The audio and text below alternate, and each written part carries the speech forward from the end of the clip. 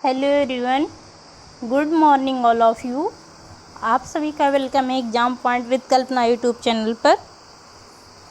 जैसा कि हम मध्यकालीन भारतीय इतिहास को कंप्लीट कर रहे हैं और मध्यकालीन भारतीय इतिहास का आज हमारा ये 24 पार्ट है। 24 पार्ट में हम औरंगजेब शासक को कंप्लीट करेंगे और आज ये मुग़ल साम्राज्य का अंतिम शासक है। उसके बाद जो है फिर कल से हम मुग़ल कालीन संस्कृत, फिर अर्थव्यवस्था और फिर इसके सिक्के, साहित्य और स्थापत्य कला से रिलेटेड क्वेश्चनों को पार्ट वाइज लेकर आएंगे। उसके बाद जो है हमारा मुग़ल साम्राज्य कंप्लीट हो जाएगा और फिर उसके बाद हम उत्तर मुग़ल साम्राज्य को स्टार्ट करेंगे। तो आइए, जो मुग़ल साम्राज्य के अंतिम शासक औरंगजेब हैं, इनके बारे में हम कंप्लीट करते हैं आज इस टॉपिक को। वेरी इंपॉर्टेंट क्वेश्चन है ऑल एग्ज़ाम के लिए। तो जैसा कि आपको पता है कि औरंगजेब का शासनकाल 1658 से 1707 ईस्वी भी है।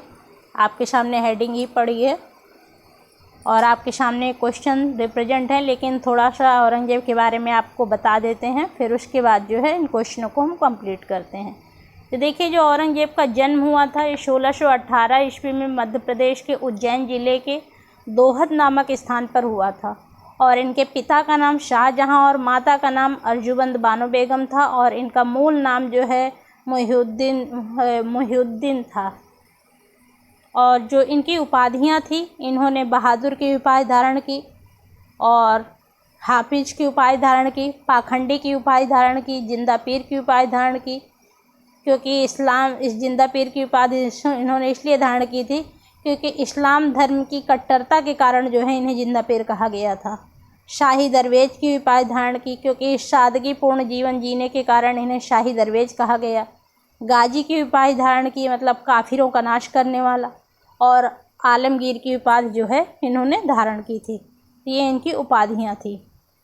और जो है औरंगजेब की जो शिक्षा से रिलेटेड था, तो औरंगजेब के जो है प्रारंभिक शिक्षा जो है आसिम गिलानी और अब्दुल लतीफ़ सुल्तानपुरी जो है इनके अन्य शिक्षकों में थे, और वज़ीर शादुल्लाह खां और शेख अहमद खां इनका नाम आता है। और जो औरंगजेब हैं, इन्हें मीर जुमला को जो है अपना दार्शनिक गुरु जो है इन्होंने माना था। दार्शनिक गुरु जो है कहते थे मीर जुमला को। और ये नक्शबंदी सिलसिले के संत मीर मासूम जो है औरंगजेब के गुरु थे। दार्शनिक गुरु मीर जुमला थे और जो औरंगजेब के गुरु थे वो मीर मासूम थे। और औरंगजेब जो है नक्शबंदी का अनुयायी था और औरंगजेब जो है बहुत अच्छा जो है वीणा भी बजाता था। और औरंगजेब के जो है राज्याभिषेक के बारे में थोड़ा सा जान लीजिए। तो जो इनका राज्याभिषेक हुआ था, तो ये मुग़ल वंश का जो है एकमात्र शासक थे जिनका राज्याभिषेक जो है 2 बार हुआ था। क्वेश्चन में पूछा जाता है कि किस मुग़ल साम्राज्य का राज्याभिषेक 2 बार हुआ, तो औरंगजेब का ही 2 बार हुआ था। पहली बार जुलाई 1658 ईस्वी आगरा में और दूसरी बार जून 1659 ईस्वी में दिल्ली में राज्याभिषेक के अवसर पर जो है इसने अबुल मुजफ्फर मुहिउद्दीन मोहम्मद औरंगजेब बहादुर आलमगीर बादशाह और गाजी की उपाधि जो है इसने धारण की थी। बहुत लंबी चौड़ी उपाधियाँ धारण करते थे। एक बार और देख लीजिए, अबुल मुजफ्फर मुहिउद्दीन मोहम्मद औरंगजेब बहादुर आलमगीर बादशाह गाजी की उपाधि जो है इन्होंने धारण की थी। और इसी अवसर पर ईरान, बुखारा, पुर्तगाली, फ्रांसीसी, डच सरकारों के प्रतिनिधि जो है उपस्थित थे और जो है चगताई परंपरा के नियमों को जो है तोड़ दिया था। अतः इस अवसर पर काजियों ने उनके सिर पर जो है ताज रखने से मना कर दिया। और अतः काजी जो अब्दुल बहाव थे, ये गुजराती, इन्होंने औरंगजेब का समर्थन किया और औरंगजेब का जो है इन्होंने समर्थन किया था और इनके सिर पर जो है ताज रखा।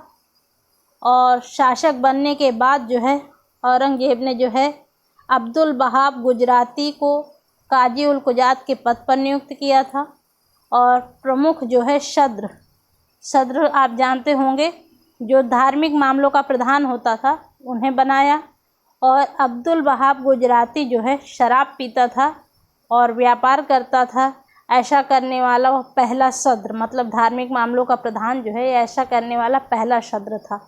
और गोलकुंडा के अभियान के समय औरंगजेब के विरुद्ध जो है फतवा जारी किया गया था और इस मुगल वंश का यह दूसरा शासक था जिसके विरुद्ध जो है फतवा जारी हुआ था, क्योंकि पहले मुगल साम्राज्य में अकबर के विरुद्ध जो है फतवा जारी किया गया था और फिर ये दूसरे शासक जो है औरंगजेब थे जिनके विरुद्ध जो है फतवा जारी किया गया था। और औरंगजेब के समय जो है विद्रोह भी प्रमुख हुए थे। बुंदेलों का विद्रोह हुआ था, जाटों का विद्रोह हुआ था, अफ़गानों का विद्रोह हुआ था, शतनामियों का विद्रोह हुआ था और शहजादा जो अकबर द्वितीय इनके पुत्र थे इनका भी विद्रोह हुआ था। और इसने महत्वपूर्ण कार्य किए थे। जो खफी खाई इतिहासकार थे उनके अनुसार शासक बनने के बाद औरंगजेब ने जो है 30 प्रकार के करों को हटा दिया था, जिसमें से जो है चुंगी कर, पानदारी एवं शहरदारी कर था, मेला कर था, तीर्थ यात्रा कर शामिल थे। इनको जो है हटा दिया था। और इसने खाद्यान्नों से भी कर हटा दिया था। इसने मद्यपान, जुआ एवं वेश्यावृत्ति का निषेध किया था। भांग की खेती बंद कर दी थी तथा 1666 ईस्वी में तंबाकू पर कर लगने वाले चुंगी कर को भी समाप्त कर दिया था। दास प्रथा निषिद्ध कर दिया था तथा कम उम्र के बच्चों पर जो है घर से बंध्याकरण कर जो है उसमें भी रोक लगा दी थी। और नौरोज जो त्यौहार पारसियों का त्यौहार था जो 19 दिन तक चलता था, जिसे बलबन ने प्रारंभ किया था, इस नौरोज त्यौहार पर भी उसने प्रतिबंध लगा दिया था। और जो है इसने जो दोहरम नामक जो है चांदी का सिक्का था और उस पर जो है कलमा लिखवाना बंद करवा दिया था और उसके स्थान पर जो है मीर अब्दुल साहबानी की जो है कविताएं लिखवाया था इसने। और इसने जो है लोगों को जो है शिष्टाचार की जांच करने के लिए मुहत्सिब मतलब धर्म निरीक्षक नामक अधिकारी की नियुक्ति की। सभी प्रांतों में जो है मुहत्सिब जो है नागरिकों की निजी जीवन में हस्तक्षेप नहीं कर सकते थे। इसने मूलतः समरकंद के मुल्ला औज वाजिद को जो है पहला मुहत्सिब जो है नियुक्त किया था। और औरंगजेब ने जो है सरकारी नियम कानून को जो है जवाबित आलमगीरी में संकलित करवाया और उसने काजियों के मार्गदर्शन हेतु अरबी भाषा में इस्लामिक जो है कुरानों का जो है संग्रह फतवा आलमगीरी से करवाया था। और जो है यह शेख निजाम की अध्यक्षता में 6 व्यक्तियों द्वारा संकलित किया गया था फतवा आलमगीरी। और इसने जो है अकबर की तरह सती प्रथा पर प्रतिबंध लगाया और अकबर द्वारा प्रारंभ जो झरोखा दर्शन था 1669 ईस्वी में तथा 1670 ईस्वी तक इसने तुलादान जो है बंद करवा दिया था। और इसने राजपूतों को तिलक लगाने पर भी प्रतिबंध लगाया था। औरंगजेब की जो दरबार की कार्यवाही होती थी गुप्त रखी जाती थी और जो शाही सूचना पत्र था वो जनता से जो है पहुंच से परे कर दिया गया था, मतलब सारी कार्यवाही जो है गुप्त रखी जाती थी। तो ये इसके महत्वपूर्ण कार्य थे। अब इतना आप जान गए होंगे औरंगजेब के बारे में, क्योंकि औरंगजेब से क्वेश्चन जो है काफ़ी पूछे गए हैं। तो आइए जो क्वेश्चन आपके सामने रिप्रेजेंट है इन क्वेश्चनों को कंप्लीट करते हैं, नहीं तो वीडियो बहुत लंबी हो जाएगी। तो देखिए जो राजनीति से रिलेटेड इनके क्वेश्चन हैं कि औरंगजेब का जन्म कब हुआ था, तो 24 अक्टूबर 1618 ईस्वी में हुआ था। और औरंगजेब का जन्म कहाँ हुआ था, दोहद में हुआ था। औरंगजेब किसकी संतान था, तो मुमताज़ महल और शाहजहाँ की संतान था। औरंगजेब का विवाह जो है किसके साथ हुआ था, तो दिलराश बानो बेगम, जिन्हें रबिया बीबी या रबिया दुर्रानी के नाम से भी जाना गया था, इनके साथ इनका विवाह हुआ था। आगे देखिए, एक मिनट। औरंगजेब का जो है पूरा नाम क्या था, तो औरंगजेब का जो पूरा नाम था तो मुइजुद्दीन मोहम्मद औरंगजेब जो है इनका पूरा नाम था। और शाहजहाँ ने बुंदेलों के दमन के लिए जो सेनाएं भेजी उनका सर्वोच्च सेना नायक किसे नियुक्त किया गया था? तो औरंगजेब को नियुक्त किया गया था। और प्रथम बार औरंगजेब ने को जो है किस अवधि तक जो है दक्षिण का सूबेदार नियुक्त किया गया था? तो 1636 ईस्वी से 1644 ईस्वी तक इन्हें दक्षिण का सूबेदार नियुक्त किया गया था। नेक्स्ट क्वेश्चन देखिए, औरंगजेब को गुजरात का सूबेदार कब नियुक्त किया गया था? तो 1645 ईस्वी में गुजरात का सूबेदार नियुक्त किया गया था। नेक्स्ट क्वेश्चन देखिए, औरंगजेब को दूसरी बार दक्षिण की सूबेदारी कब प्रदान की गई थी? तो 1652 ईस्वी में प्रदान की गई थी। औरंगजेब का प्रथम राज्याभिषेक कब और कहाँ हुआ था? तो 21 जुलाई 1658 ईस्वी को आगरा में हुआ था। और फिर दूसरा जो है जून 1659 में ये दिल्ली में हुआ था। देखिए क्वेश्चन भी दे रखा है। औरंगजेब का वास्तविक राज्याभिषेक कब हुआ था? तो ये 5 जून 1659 ईस्वी को दिल्ली में हुआ था। और नेक्स्ट क्वेश्चन देखिए, राज्याभिषेक के पश्चात औरंगजेब ने कौन सी उपाधि धारण की थी? तो बहुत लंबी उपाधि थी, अभी मैंने आपको एक्सप्लेन में ही बताया था। अबुल मुजफ्फर मुहिजुद्दीन मोहम्मद औरंगजेब बहादुर आलमगीर बादशाह गाजी की उपाधि जो है इन्होंने धारण की थी, ग्रहण की थी। नेक्स्ट क्वेश्चन देखिए, इतिहासकार काफी खान ने अपने प्रसिद्ध ग्रंथ मुंतखब उल लुबाब में किस मुगल बादशाह के विषय में लिखा है कि सिंहासनारूढ़ होने के पश्चात उसने विभिन्न प्रकार के 80 करों को समाप्त कर दिया था? तो औरंगजेब के विषय में ऐसा जो है काफी खान ने लिखा था। अभी हमने आपको बताए हैं इनके महत्वपूर्ण कार्य। नेक्स्ट क्वेश्चन देखिए, नेक्स्ट जो औरंगजेब के फरमान या राजाज्ञाएं थी, तो इन्होंने सिक्कों पर कलमा अंकित करने की प्रथा बंद कर दी थी, नवरोज का उत्सव मनाना बंद कर दिया था, अनैतिक कार्यों को रोकने के लिए मुहत्सिब की नियुक्ति की थी, मस्जिद खानकाहों के मरम्मत व राजकीय वेतन पर इमाम मुअज्जिम व खातिब की नियुक्ति की थी, सभी प्रांतों पर जो है इन्होंने भांग की खेती पर प्रतिबंध लगा दिया था। 1669 ईस्वी में उन्होंने शाही दरबार में संगीतज्ञों को रखने की प्रथा समाप्त कर दी थी। 1669 ईस्वी में तुलादान की प्रथा बंद कर दी थी। और 1670 ईस्वी में आदेश दिया कि सभी दरबारी प्रणाम करने के लिए सलाम अलैकुम का प्रयोग करें और प्रणाम की हिंदू प्रणाली बंद कर दी गई। और उन्होंने 1670 ईस्वी में ही उसने अपने जन्म दिवस जो है मनाना जो है बंद कर दिया था। और 1677 ईस्वी में राज्याभिषेक के अवसर पर सरदारों से भेंट लेने या वैभव प्रदर्शन को बंद कर दिया था। 1679 ईस्वी में हिंदू राजाओं को तिलक करने की प्रथा पर बंद कर दी थी, मतलब तिलक लगाने पर भी रोक लगा दिया था इसने। 1679 ईस्वी में इसने फिर से जजिया लगाया था। नेक्स्ट क्वेश्चन देखिए, किस मुगल बादशाह ने राहदारी तथा पानदारी करों को समाप्त कर दिया था? तो औरंगजेब ने समाप्त कर दिया था। किस मुगल बादशाह का 2 बार राज्याभिषेक हुआ? औरंगजेब का हुआ। एक मिनट,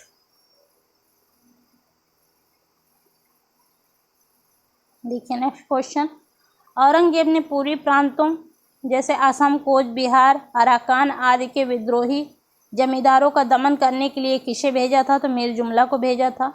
औरंगजेब ने मीर जुमला को कहाँ का गवर्नर नियुक्त किया था? तो बंगाल का गवर्नर नियुक्त किया था। मीर जुमला की मृत्यु के बाद औरंगजेब ने बंगाल का गवर्नर किसे नियुक्त किया था? तो शाइस्ता खां को नियुक्त किया था। मुगल सूबेदार शाइस्ता खां ने अपना अंगूठा कहाँ खोया था? तो लाल महल जो कि पूना में है, यहाँ पर इसने अपना अंगूठा खोया था। औरंगजेब के किस पुत्र ने विद्रोह करके राजपूतों के विरुद्ध अपने पिता की स्थिति जो है दुर्बल कर दी थी या कमज़ोर कर दी थी? तो अकबर थे। इन्हें अकबर द्वितीय के नाम से जाना जाता है, वो अकबर नहीं थे, पहले आप कंफ्यूज मत होइएगा, ये औरंगजेब के पुत्र थे, इन्हें अकबर द्वितीय के नाम से जाना जाता है। औरंगजेब की उत्तर पश्चिमी सीमांत नीति का मुगलों पर क्या प्रभाव पड़ा था? तो मराठों ने आशातीत सफलताएं प्राप्त की थी। और राजा जय सिंह ने पुरंदर के दुर्ग की घेराबंदी क्यों की थी? क्योंकि यह शिवाजी के क्षेत्रों के मध्य में स्थित था एवं वहीं उनका परिवार व खजाना रखा था। नेक्स्ट क्वेश्चन देखिए, औरंगजेब ने 1660 ईस्वी में शिवाजी को नियंत्रण में करने के लिए किसे दक्कन का सूबेदार नियुक्त किया था? तो शाइस्ता खां को नियुक्त किया था। और औरंगजेब द्वारा 1660 ईस्वी में किसको शिवाजी की बढ़ती हुई शक्ति का दमन करने के लिए नियुक्त किया गया था? तो शाइस्ता खां को नियुक्त किया गया था। और किस मुगल सेनापति के साथ शिवाजी ने 1665 ईस्वी में पुरंदर की संधि पर हस्ताक्षर किए थे? तो जय सिंह के साथ इन्होंने पुरंदर की संधि पर हस्ताक्षर किए थे। नेक्स्ट क्वेश्चन देखिए, दक्षिण के नासूर ने औरंगजेब को नष्ट कर दिया, उनका गंभीर प्रतिरोध किसने किया था? तो मराठों ने किया था ऐसा। नेक्स्ट क्वेश्चन देखिए, औरंगजेब ने दक्षिण के किन 2 राज्यों को विजित किया था? तो बीजापुर एवं गोलकुंडा को। और नेक्स्ट क्वेश्चन देखिए, बीजापुर की विजय कब की थी? 1686 में। और गोलकुंडा की विजय कब की थी? 1687 ईस्वी में। मदन्ना व अदन्ना जो है किस राज्य के शक्तिशाली मंत्री थे? तो गोलकुंडा के राज्य के जो है शक्तिशाली मंत्री थे। नेक्स्ट क्वेश्चन देखिए, औरंगजेब द्वारा जो है किस अंतिम दक्कनी राज्य को मुगल साम्राज्य में शामिल किया गया था? तो गोलकुंडा को, जो कि 1687 ईस्वी में मुगल साम्राज्य में शामिल किया गया था।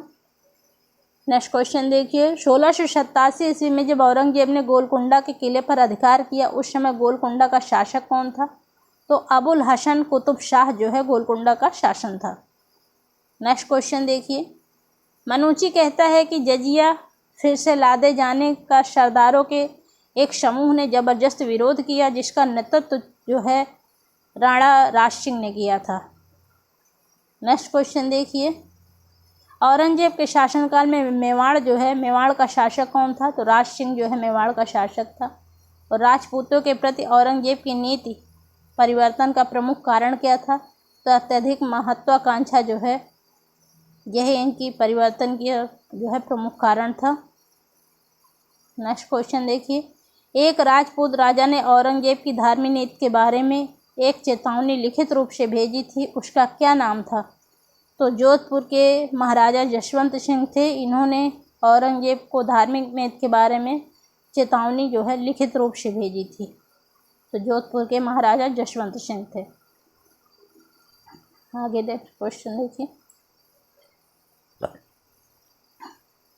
बहादुर राजपूत सरदार जिसने मारवाड़ को जो है औरंगजेब द्वारा कब्जा करने से बचाया था, वह कौन था? तो दुर्गादास था। इसने जो है मारवाड़ को औरंगजेब द्वारा जो है कब्जा करने से बचाया था। नेक्स्ट क्वेश्चन देखिए, जय सिंह को राणा की उपाधि जो है किस मुगल सम्राट ने दी थी? तो औरंगजेब ने दी थी। और मिर्ज़ा राजा को मुगल की पदवी जो है किसने प्रदान की थी? तो जय सिंह को प्रदान की थी। मिर्ज़ा राजा की जो मुगल पदवी थी किसे प्रदान की गई थी? तो जय सिंह को जो है मिर्ज़ा राजा की पदवी जो है प्रदान की गई थी।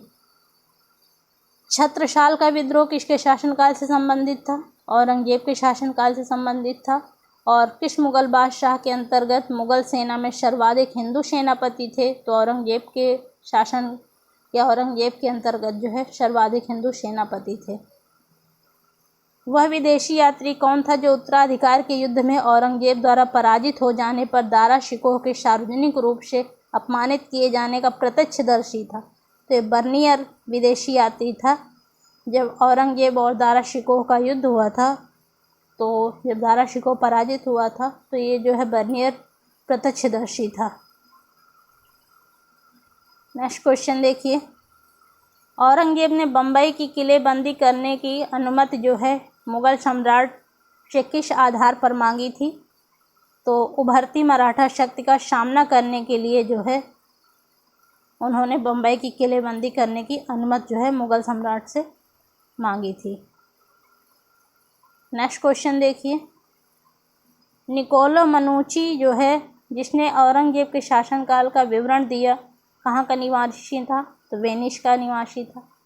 स्टोरियो डी मोगोर जो है, स्टोरियो डी मोगोर ग्रंथ का रचयिता कौन था? तो निकोलो मनुची था। नेक्स्ट क्वेश्चन देखिए, विलियम नॉरिस के नेतृत्व में एक मिशन व्यापारिक सुविधाएं प्राप्त करने के लिए किस मुगल सम्राट के दरबार में उपस्थित हुआ था? तो औरंगजेब के दरबार में उपस्थित हुआ था। नेक्स्ट क्वेश्चन देखिए, औरंगजेब ने जिस अंग्रेजी नौसैनिक बेड़े को पराजित किया था उसका सेना नायक कौन था? तो सर जॉन चाइल्ड उसका सेना नायक था। आगे देखिए, जो औरंगजेब के समय विद्रोह हुए थे, तो अभी हमने आपको पहले बताया था, जाटों का विद्रोह, शतनामियों का विद्रोह, सिख विद्रोह, राजपूतों का विद्रोह, बुंदेला विद्रोह, अफगान विद्रोह हुए थे। पर देखिए कब से कब हुए थे, इसके वर्ष भी देख लीजिए और इसके नेतृत्वकर्ता भी देख लीजिए। तो जो जाटों का विद्रोह हुआ था 1669 ईस्वी में हुआ था। इसके नेतृत्वकर्ता जो है गोकुला और राजाराम और चूड़ामन थे। जो शतनामियों का विद्रोह हुआ था 1672 ईस्वी में हुआ था। नारनौल और मेवात के जो है शतनामी साधु के नेतृत्वकर्ता में हुआ था। जो सिख विद्रोह हुआ था 1675 ईस्वी में हुआ था। औरंगजेब की मृत्यु के पर्यंत यह हुआ था और इसके जो नेतृत्वकर्ता थे गुरु तेग बहादुर को प्राणदंड दिए जाने के पश्चात जो है सिख गुरुओं द्वारा ये किया गया था। नेक्स्ट क्वेश्चन देखिए, राजपूतों का विद्रोह देख लीजिए। तो ये 1679 ईस्वी से 1709 ईस्वी में हुआ था। ये धार्मिक कारणों से राजपूतों द्वारा किया गया था। और जो बुंदेला विद्रोह हुआ था 1661 ईस्वी में हुआ था। ये चंपत राय ने के नेतृत्व में हुआ था। और जो अफगान विद्रोह हुआ था 1667 ईस्वी से 1672 ईस्वी में भागू और अकमल खां के नेतृत्व में हुआ था। आप 1 से 2 बार देखिएगा तो अच्छे से लर्न हो जाएगा। आगे देखिए नेक्स्ट क्वेश्चन, संत रामदास जो है किस मुगल बादशाह के समकालीन थे? तो जो संत रामदास थे वो जहांगीर, शाहजहां और औरंगजेब के समकालीन थे। औरंगजेब के शासनकाल में जिस सतनामियों ने बगावत कर नरनौल शहर पर अधिकार कर लिया था वे किसके अनुयायी थे? तो ये रविदास के अनुयायी थे।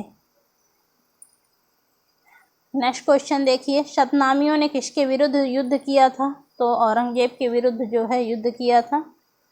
और औरंगजेब के विरुद्ध जो है किस विद्रोह में राजनीति से जो है अधिक कृषकों की पृष्ठभूमि महत्वपूर्ण थी? तो शतनामियों के विद्रोह में जो है कृषकों की पृष्ठभूमि जो है महत्वपूर्ण थी। वो ये सब रविदास के अनुयायी थे। आगे देखिए ना, 1 मिनट।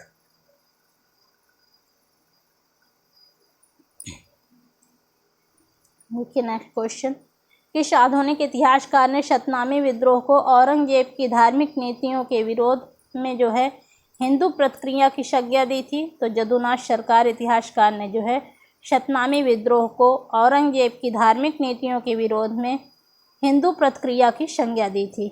नेक्स्ट क्वेश्चन देखिए, औरंगजेब की मृत्यु कहाँ पर हुई थी? अहमदनगर में हुई थी। और कब हुई थी? 1707 ईस्वी में हुई थी। औरंगजेब ने लगभग कितने वर्षों तक शासन किया था? तो 50 वर्षों तक शासन किया था। और नेक्स्ट क्वेश्चन देखिए, किस शासक के समय जो है मुगल प्रांतों की संख्या जो सर्वाधिक थी? तो औरंगजेब के समय जो है मुगल प्रांतों की संख्या जो है सर्वाधिक थी। किस मुगल बादशाह को जिंदा पीर कहा जाता है? तो औरंगजेब को जिंदा पीर कहा जाता है। नेक्स्ट क्वेश्चन देखिए, मुस्लिम औरंगजेब को जिंदा पीर या आलमगीर के नाम से पुकारते हैं, इसका क्या कारण था? तो औरंगजेब का जो है सात्विक जीवन जो था, इसीलिए उसे जिंदा पीर या आलमगीर के नाम से पुकारते थे। औरंगजेब द्वारा गाजी की उपाधि धारण करना उसकी किस प्रवृत्ति का प्रतीक था? तो असहिष्णु एवं जिहादी का उसकी प्रवृत्ति का जो है प्रतीक था। किस मुगल बादशाह के शासनकाल में जजिया पुनः लगाया गया? तो औरंगजेब के शासनकाल में लगाया गया। औरंगजेब जजिया किस वर्ष लागू किया? 1679 ईस्वी में लागू किया। नेक्स्ट क्वेश्चन देखिए, किस मुगल सम्राट ने अपनी वसीयत छोड़ी थी और जिसके अनुसार उसकी मृत्यु के उपरांत मुगल साम्राज्य को उसके 3 जीवित पुत्रों के बीच जो है बांटा जाना था? तो औरंगजेब ने। नेक्स्ट क्वेश्चन देखिए, औरंगजेब का राजत्व आदर्श जो है किस पर आधारित था? तो इस्लामी सिद्धांतों पर आधारित था। और औरंगजेब के शासन का आधार क्या था? तो कुरान था। और औरंगजेब के जो है राज्य का आदर्श क्या था? तो दार उल हर्ब को दार उल इस्लाम में बदलना, यह उसके राज्य का आदर्श था। नेक्स्ट क्वेश्चन देखिए, कट्टर धार्मिक मुसलमान होते हुए भी एक साथ 5 नमाज कौन मुगल बादशाह अदा करता था? तो औरंगजेब अदा करता था। जनता का झरोखा दर्शन देने की प्रथा किसने समाप्त की थी? औरंगजेब ने समाप्त की थी। औरंगजेब के विषय में सत्य कथन क्या है? तो औरंगजेब के विषय में सत्य कथन है कि औरंगजेब ने सिजदा पर प्रतिबंध लगा दिया था। नेक्स्ट क्वेश्चन देखिए, औरंगजेब के विषय में सही कथन क्या है? कथन होगा, कहन नहीं होगा। तो औरंगजेब ने मुगल दरबार में संगीत को जो है निषिद्ध कर दिया था या बंद कर दिया था। नेक्स्ट क्वेश्चन देखिए, इस्लाम के प्रचार के लिए मुगल शासक औरंगजेब ने राजकीय अधिकारियों की नियुक्ति की, और ये अधिकारी कौन था? तो मुहस्सिब था। जो राजकीय अधिकारियों की नियुक्ति, तो इन अधिकारियों को मुहस्सिब के नाम से जाना जाता था। नेक्स्ट क्वेश्चन देखिए, औरंगजेब ने 1663 ईस्वी में सती प्रथा पर पूर्ण प्रतिबंध लगा दिया, और इसके पूर्व जो है किस मुगल शासक ने सती प्रथा को बंद करने का प्रयास किया था? तो अकबर ने किया था। नेक्स्ट क्वेश्चन देखिए, दारा शिकोह को मुल्हिद किसने कहा? तो औरंगजेब ने कहा था। नेक्स्ट क्वेश्चन देखिए, औरंगजेब के शासनकाल में हिंदुओं के धार्मिक मेलों पर जो है कब प्रतिबंध लगाया गया था? तो 1668 ईस्वी में जो है इनके धार्मिक मेलों पर प्रतिबंध लगा दिया गया था। औरंगजेब के चरित्र की मुख्य कमजोरी क्या थी? तो वह अविश्वासी था। यह उसके चरित्र की मुख्य कमजोरी थी। औरंगजेब के विषय में सत्य कथन क्या है? वह कठोरतम मुगल शासक था।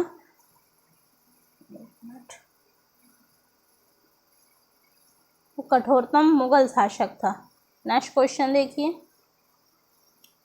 औरंगजेब की मृत्यु के पश्चात बंगाल में जो है किसके नेतृत्व में मुगल साम्राज्य से लगभग स्वतंत्र हो गया था? तो मुर्शीद कुली खां के नेतृत्व में जो है बंगाल जो है मुगल साम्राज्य से लगभग जो है स्वतंत्र हो गया था। नेक्स्ट क्वेश्चन देखिए, मुगल सम्राट द्वारा नियुक्त बंगाल का अंतिम गवर्नर कौन था? तो नियुक्त जो है बंगाल का अंतिम गवर्नर मुर्शीद कुली खां था। और मुगल साम्राज्य के विघटन के संदर्भ में जो है इसको वजीर गाजीउद्दीन इमादुल मुल्क ने जो है अपदस्थ किया था। तो अहमद शाह को जो है वजीर गाजीउद्दीन इमाद मुल्क ने जो है अपदस्थ किया था, अहमद शाह को। आके विविध से रिलेटेड क्वेश्चन देख लीजिए। मिर्जा राजा जय सिंह द्वारा 1665 ईस्वी में पुरंदर के घेरे के समय कौन सा यात्री जो है उपस्थित था? तो मनूची जो है उपस्थित था। नेक्स्ट क्वेश्चन देखिए, मेहरुन्निसा, जेबुन्निसा और जितुन्निसा, बदरुन्निसा तथा जबदुन्निसा जो है किस मुगल बादशाह की पुत्रियां थी? तो औरंगजेब की पुत्रियां थी। औरंगजेब ने जो है किसको शाहीबाद उज्जमानी की उपाधि प्रदान की थी? तो जहांआरा को जो है शाहीबाद उज्जमानी की उपाधि प्रदान की थी। कौन मुगल बादशाह बीड़ा बजाने में निपुण था? तो औरंगजेब जो है बीड़ा बजाने में निपुण था। और वह औरंगजेब के बारे में सही कथन क्या है? तो उसने सीमावर्ती लड़ाइयाँ लड़ी। सेकंड नंबर देखिए, उसने सतनामी विद्रोह का दमन किया। थर्ड नंबर देखिए, समानता उसने राजपूतों पर विश्वास नहीं किया। नेक्स्ट क्वेश्चन देखिए, नवाब शाइस्ता खान ने फ्रांसीसियों को चंद्रनगर जो है किस सन में दिया था? तो 1674 ईस्वी में शाइस्ता खान ने फ्रांसीसियों को चंद्रनगर दिया था। नेक्स्ट क्वेश्चन देखिए, वीरजी बोहरा, मलयचट्टी और अब्दुल गफूर बोहरा कौन थे? तो ये मुगल काल के सबसे धनी व्यापारी थे। वीरजी बोहरा, मलयचट्टी और अब्दुल गफूर बोहरा, ये सबसे मुगल काल के सबसे धनी व्यापारी थे। नेक्स्ट क्वेश्चन देखिए, यह शिकायत कि जजिया के तहत लाखों में इकट्ठा की गई रकम का थोड़ा सा हिस्सा शाही खजाने तक नहीं पहुंचता था, औरंगजेब के शासनकाल के विषय में जो है किस इतिहासकार द्वारा यह बात कही गई थी? तो खफी खां द्वारा कही गई थी। नेक्स्ट क्वेश्चन देखिए, सन 1666 ईस्वी में औरंगजेब के आदेश पर शेख निजाम की अध्यक्षता में 6 व्यक्तियों द्वारा संकलित फतवा-ए-आलमगीरी क्या थी? तो फतवा-ए-आलमगीरी जो है प्रशासनिक नियमों की जो है पुस्तक थी। प्रशासनिक नियमों की जो है पुस्तक थी, और ये क्वेश्चन कई बार एग्जाम में पूछा गया है। मिल्कियत किस भाषा का शब्द है? तो मिल्कियत जो है अरबी भाषा का शब्द है। आगे देखिए, जो भरतपुर का जाट राज्य था उससे रिलेटेड क्वेश्चन देख लीजिए।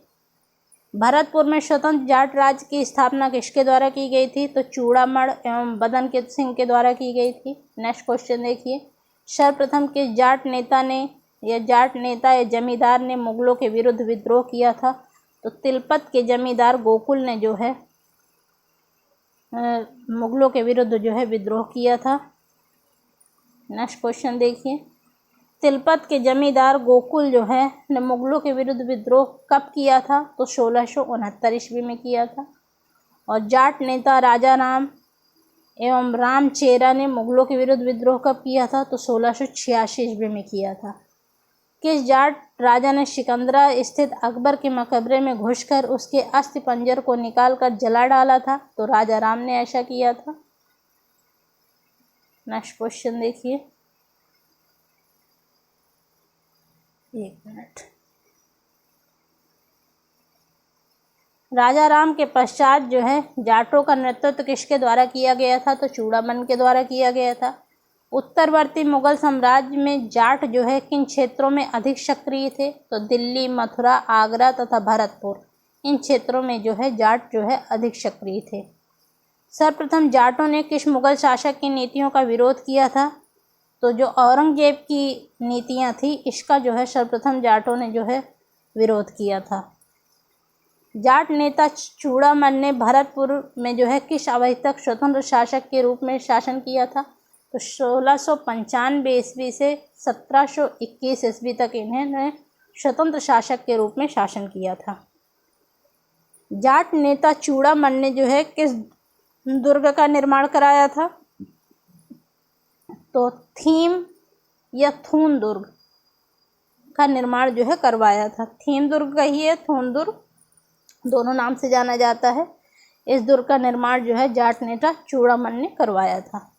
नेक्स्ट क्वेश्चन देखिए, किस मुगल सूबेदार ने चूड़ामन को परास्त कर थीम नामक दुर्ग को विजित किया था? तो आगरा के सूबेदार जयसिंह द्वितीय ने जो है चूड़ामन को परास्त कर थीम नामक दुर्ग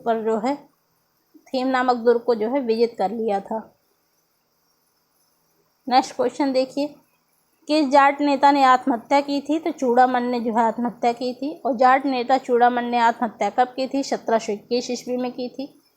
चूड़ामन की मृत्यु के पश्चात जाट राज्य का उत्तराधिकारी कौन बना था? तो चूड़ामन का भतीजा बदन सिंह जो है जाट राज्य का उत्तराधिकारी बना था।